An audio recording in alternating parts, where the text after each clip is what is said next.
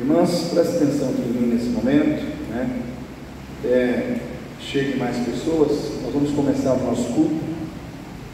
E eu quero começar aqui lendo um texto que eu mandei hoje no grupo da igreja, né, para todos os irmãos. Está lá em Hebreus, capítulo 10, versículo 24 e 25, que diz assim: E consideremos-nos uns aos outros, para nos estimularmos ao amor e às boas obras, não deixando de congregar, ou não deixando a nossa congregação, como é costume de alguns, antes admoestando-nos uns aos outros, e tanto mais quanto vedes que vai se aproximando aquele dia.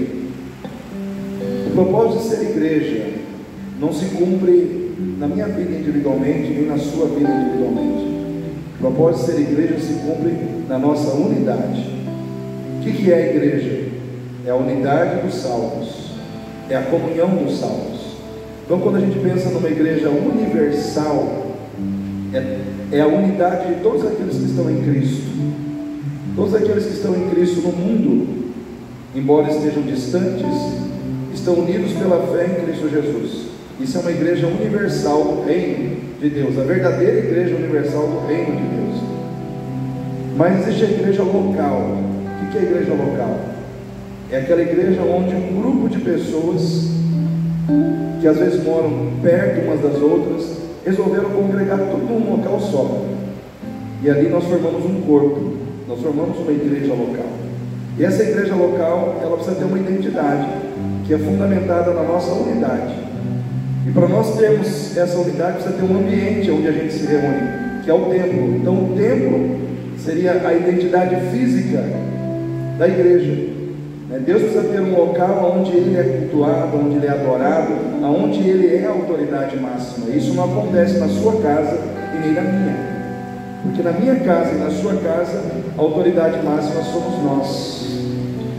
Ali é o lugar da nossa possessão, mas aqui não. Esse local aqui ele pertence a Deus, ele não pertence nem a mim nem a você, pertence ao Senhor. Por isso que a Bíblia usa o termo a casa de Deus. É o lugar de comunhão do povo de Deus, é o lugar da unidade, é o lugar onde o povo de Deus tem que congregar. Porque a palavra aqui, uma palavra que me chama muita atenção, é congregação. Congregar, estar junto, caminhar junto, partilhar das mesmas coisas, ter tudo em comum. E nós precisamos congregar porque nós precisamos desenvolver o ministério da igreja. E o ministério da igreja não se resume apenas no ministério pastoral. Existe o ministério com as crianças, existe o ministério do louvor, da adoração, existe o ministério da ação social, existe o ministério das mulheres, existe o ministério da escola bíblica dominical. Existem tantos ministérios, e para nós desenvolvermos isso, nós precisamos ter unidade, precisamos estar juntos. Isso quer dizer que a igreja é um lugar que nos ensina a assumir responsabilidade, sim ou não? Nós precisamos assumir responsabilidade para a gente crescer. Não tem nada que, vamos dizer assim, seja tão eficiente na vida do ser humano para promover crescimento e maturidade do que a experiência de assumir responsabilidade. Quando um jovem, seja ele homem ou mulher, sai da casa dos seus pais, se casa e vai formar a sua família, o que acontece? Eles começam a assumir novas responsabilidades. Por isso que a Bíblia diz: deixará o homem pai e mãe, unir-se à sua mulher, serão os dois uma só carne, porque eles precisam formar um novo lar. E ali eles precisam assumir responsabilidades que eles não tinham antes. Isso é no âmbito do casamento. No âmbito de ser igreja é a mesma coisa. Nós não podemos ficar somente na nossa casa. Nós precisamos sair da nossa casa, vir para a casa de Deus e assumir responsabilidades ministeriais aqui. Porque é isso que vai nos fazer crescer. Nós vamos amadurecer à medida que nós assumimos responsabilidades e cumprimos com as responsabilidades assumidas. E aqui o apóstolo, acredito que seja o apóstolo Paulo, escritor da carta aos Hebreus, embora isso seja indefinido, ele diz assim: consideremos-nos uns aos outros. Congregar é um ato de consideração e amor pelo outro. Quando eu congrego, eu estou dizendo: eu considero a Débora, eu considero a Cecília, eu considero a Mariana, eu considero o Sebastião, eu considero a Marlene, considero o valor que essas vidas precisam ter na minha vida, na minha edificação pessoal, no meu crescimento. Congregar é um ato de consideração mútua. E é um ato de consideração coletiva. Eu preciso considerar as outras pessoas. Quando eu não congrego, ou quando eu não quero congregar, ou quando eu não acredito que eu não preciso congregar, eu não estou considerando as outras pessoas. Quando eu congrego, eu considero. Quando eu não congrego, eu não considero. Por isso que a palavra considerai-vos uns aos outros, ela está aqui, porque nós precisamos considerar. Hoje nós temos uma teologia isolacionista, nós temos hoje uma teologia segregacionista, separatista, baseada numa falsa visão de espiritualidade, que diz para o crente o seguinte: você não precisa estar na igreja, você pode adorar a Deus na sua casa. Isso em parte é verdade, mas toda a verdade não está nisso. Você pode adorar a Deus na sua casa, mas você precisa congregar também. Por isso que está esse texto aqui: não deixando de congregar. Não deixando de congregar. Adore a Deus na sua casa, ore na sua casa, louve a Deus na sua casa, abra a Bíblia na sua casa, mas não deixe de congregar. Não deixe de considerar os seus irmãos. Não deixe de considerar a responsabilidade de caminhar junto, de ser igreja no coletivo e não de tentar ser igreja no individual. Então hoje muitas pessoas estão usando essa desculpa e não percebem que estão caindo no engano do diabo, porque o diabo, ele é um ser teológico. Ele tentou Jesus na palavra. Quando ele estava lá no deserto, ele disse para Jesus: está escrito, se você pular desse penhasco, Deus dará ordem aos seus anjos para que te segurem nas suas mãos. Isso é o Salmo 91. O diabo conhece a palavra, ele tentou Jesus na palavra. Quantos crentes estão sendo tentados na palavra, porém com uma visão errada, dentro de um direcionamento errado, e estão caindo? Jesus, ele não caiu naquela cilada. Embora estivesse escrito que o Senhor seguraria nas suas mãos aquele que caísse de um penhasco, Jesus também disse: também está escrito, não tentarás o Senhor teu Deus.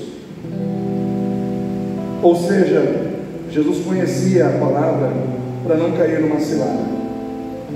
O problema de muitos crentes é que eles não estão conhecendo a palavra o suficiente para dizer não a uma teologia errada. Então nós que estamos aqui, nós temos que entender, irmãos, o propósito de ser igreja se cumpre no propósito da unidade. Nós temos que lutar pela unidade da igreja. O que Jesus disse quando ele orou ao Pai em João 17? Pai, que eles sejam um, como tu és em mim e eu em ti, para que o mundo creia que tu me enviaste. Naquele momento Jesus orou pela unidade da igreja, que eles sejam um, que eles estejam unidos, assim como eu e o Senhor estamos unidos, que eles estejam unidos uns com os outros, para que o mundo creia que tu me enviaste. Então, irmãos, nós temos que parar para pensar que é muito sério. Hoje a igreja não pode se desviar da verdade. O problema é que muitos crentes estão desviando da verdade dentro da igreja, estão se perdendo dentro da igreja. Nós temos que ser crentes responsáveis com aquilo que Deus nos entregou como propósitos estabelecidos para a nossa vida, pelos quais nós temos que lutar. E um deles é a unidade com o nosso irmão, a unidade com o corpo físico do Senhor Jesus, que é o ato de congregar juntamente com os nossos irmãos no ambiente que nós chamamos de igreja. Nós temos que estar juntos, nós temos que saber da vida um do outro, nós temos que estar ao lado um do outro, nós temos que ajudar o outro nas suas necessidades. E isso acontece quando a gente está junto. Não tem como eu saber disso vivendo longe do meu irmão longe de mim. Eu tenho que estar perto. Então, por exemplo, quando eu fiz a reunião de liderança na segunda-feira, a intenção era estar perto dos irmãos, para que nós pudéssemos conversar como nós fizemos, para que ali nós pudéssemos desabafar como nós fizemos, para que nós pudéssemos juntos somar forças. E como foi bom, porque muitas pessoas acabaram desabafando, colocando para fora suas dificuldades, seus problemas. Nós tivemos a oportunidade de orar naquele momento, para buscar força em Deus. Então, irmãos, nós não podemos negligenciar o que a palavra de Deus diz. Congregar é um ato de consideração. Congregar é um ato de obediência. Congregar, irmãos, é uma oportunidade de exercitarmos o amor e as boas obras. Congregar, simplesmente estar na igreja, participar dos cultos, estar com o meu irmão. Naquele momento eu estou tendo a oportunidade de exercitar o amor, de exercitar o ato da adoração ao Senhor, tudo ao mesmo tempo. Eu estou tendo unidade com o meu irmão, estou tendo unidade com Deus, estou sendo admoestado na palavra, estou sendo edificado. Muitas coisas acontecem tudo ao mesmo tempo quando nós estamos congregando. Então, quando você vem congregar, através da ministração da palavra, Deus renova a sua consciência. Amém, irmãos? Deus renova a sua consciência em relação à sua missão, seja como evangelista, seja como pai, seja como mãe, seja como filho, seja como filha. Deus renova a sua consciência em relação ao seu papel na sociedade. Deus renova a sua consciência em relação à sua responsabilidade de adoração. Deus renova a sua consciência em relação a quem você é, em relação à identidade que Ele te deu em Cristo Jesus. Deus te cura, Deus te restaura, Deus te fortalece, Deus te aviva, porque você está congregando. Então eu quero abrir esse culto deixando essa palavra no teu coração e também no coração daqueles que estarão vendo essa reflexão, né? Para mim, cada oportunidade de culto é uma oportunidade para edificar e ser edificado, para compartilhar e receber através de um irmão aquilo que Deus quer compartilhar comigo. Eu estou falando agora, mas daqui a pouco o Larson vai falar. Eu vou receber através da vida dele o que Deus colocou no coração dele. Isso é uma troca, isso é uma troca, e nós temos que trocar constantemente. Amém? Vamos ficar em pé nesse momento.